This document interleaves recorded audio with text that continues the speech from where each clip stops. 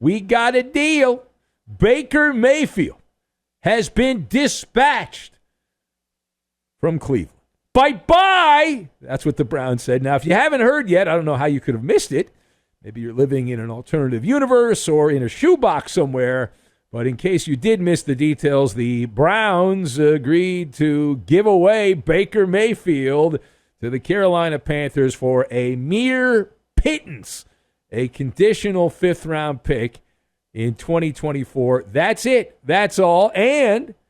But wait, there's more. Cleveland also will be picking up the lion's share, but not the Detroit lion's share, the lion's share of Mayfield's big contract. That helped facilitate the trade. So Mayfield also in the transaction is leaving behind $3.5 million. That the bounty that he paid to get out of Ohio, a relocation fee, if you will. And oh, how the mighty have fallen. Baker Mayfield, pitchman to the stars, and now he's going to Tobacco Road to try to reinvent himself. So let us discuss the question. It's very simple here. Is Carolina a good landing spot for Baker Mayfield? And I'm shaking my head no. All right. MALLER report card. MALLER report card on the trade. Baker Mayfield from Cleveland to Carolina. The Cleveland Browns get in, let me write it here. They get an F. All right. Cleveland Browns get an F. The Carolina Panthers get a D. And that's the MALLER report card. I've got bus driver, Chef Boyardee, and staircase. And we're going to put all of these things into a pot. And you and I, we're going to cook the pot, is what we're going to do. All right, so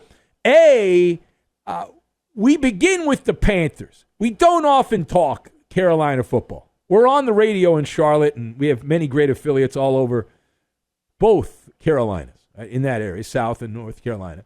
But we don't talk about the Panthers much. Why would we, right? It's broadcasting. It's not narrowcasting. And for recent purposes, the Carolina Panthers have been a white-hot dumpster fire.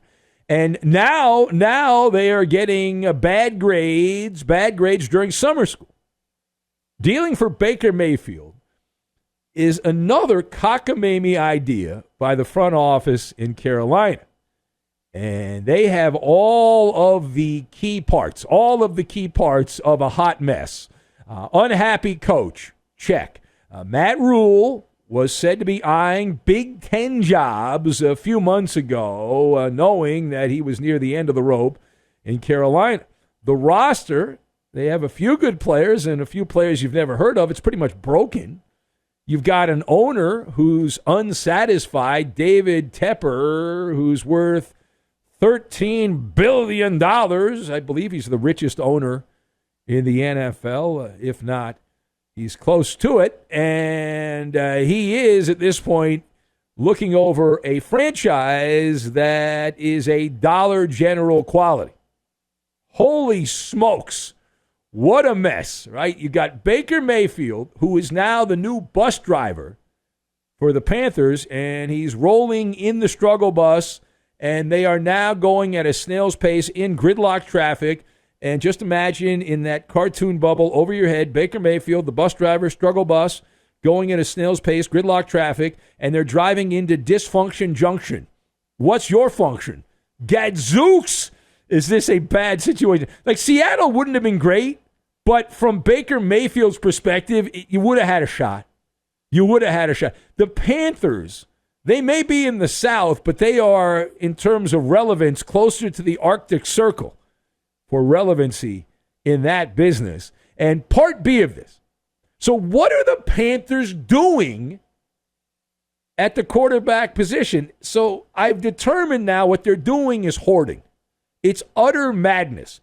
Carolina has decided, for whatever reason, to get a collection of bad quarterbacks, and they're succeeding. Now, I didn't give the Panthers an F for this trade, but the only reason I didn't give them an F is because they didn't really give up anything, and the salary, they're only paying $5 million of Baker Mayfield's salary, but they will go into training camp in a couple of weeks here trying to win in the NFL think of it like a Kentucky Derby, where you've got one three-legged Clydesdale and a blind ranch horse, and you hope that one of those two leads you to the roses. And Sam Darnold on one side, Baker Mayfield on the other. It is a boondoggle, is what it is. There's no other way to say it. And so I assume they've hired Chef Boyardee as the new GM there, just throwing spaghetti against the wall, seeing if any of the pasta sticks. Or I guess another way you could say it with all these quarterbacks here, it's like that 1990s Southern hip-hop, Outkast, right? Bringing Outkast back here, running an orphanage, if you will. Give me all your neglected, mistreated, unwanted quarterbacks. I will hoard all of them. If you have a broken-down quarterback nobody wants, who are you going to call? The Panthers. It's a dumping ground for the flawed quarterback in North Carolina. Now, the last word here. Some have said that the Browns will wish they had Baker Mayfield once Deshaun Watson ends up getting suspended, and then they have Jacoby Brissett. So the question, we'll frame it this way, will the Browns actually regret giving away Baker Mayfield? So there is zero chance of this. There is zero chance. And there's several reasons for that. You never look backward, or you'll fall down the staircase, right? Because you got to look ahead and all that. But the Browns and Baker Mayfield have gone through a very nasty public divorce. A lot of mudslinging. Cleveland cheated with the creepy quarterback. They got a massage from Deshaun Watson, and then they gave him a massage, and $230 million as well. And the main issue here. And this is a problem that Baker Mayfield cannot overcome. He failed to live up to the billing. He was the number one overall pick who stumbled at just the wrong time. Not an elite quarterback, and even at his peak superpowers, Baker Mayfield was not a top-line quarterback in the NFL. It was at his very best, he was a mid-tier quarterback at the top of his ability. And it's a bad sign when your starting quarterback, they are more known for doing something on Sunday that is not involving playing football, and that would be selling insurance. Yeah, Baker Mayfield as a pitchman, very good. Baker Mayfield as a quarterback, meh. All right, so Mayfield, such a toxic asset that the Browns had to cut a cartoon-sized check for $10.5 million to get rid of the albatross of a contract, that fifth-year option. And in many respects, Baker's got a future as a Las Vegas magician because he was able to go from, again, the number one overall pick in the 2018 draft, and his value has plummeted so much. How much? So much that the number one overall pick of a few years ago is now only worth a pittance, a conditional fifth-round selection.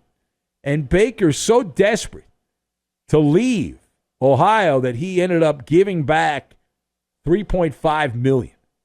You're never supposed to give back money. He gave back money. And so now we are set up for the made-for-television drama. If you peek ahead to week 1 of the NFL regular season in early September, and you look at Carolina's schedule, who does Carolina host in week 1? Ding, ding, ding, ding, ding. That's right. You cheated. The Cleveland Browns. Oh, that'll be big. When the Browns and Panthers get together, you throw out the records. Because if you looked at the records, you would not want to watch the Baker Mayfield revenge game right off the bat. And I'm looking into my crystal ball, and I see Baker Mayfield having a fine performance, great opening act, and the Panthers win the game. He outplays Jacoby Brissett, and then people say, Baker Mayfield, see, all he had to do was get out of Cleveland. And then he turns into the same mediocre, lame quarterback that he's been most of his career with the Browns.